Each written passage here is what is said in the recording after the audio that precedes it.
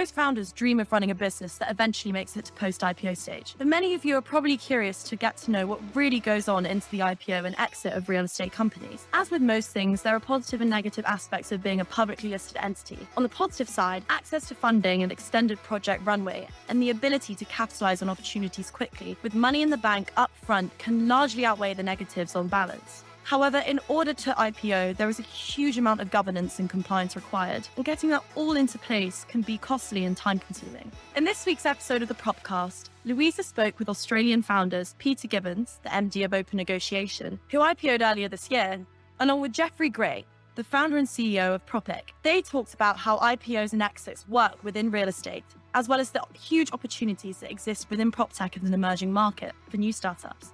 They acknowledged that being a PropTech founder is an extremely challenging but equally rewarding vocation, and that, in order to succeed, there's a necessary amount of resilience that founders need to build and maintain to make it in the industry. Tune into this week's episode of the Propcast to hear more gems of wisdom from these impressive founders and find out why the PropTech market in Australia is the one that the US investors have their eyes on.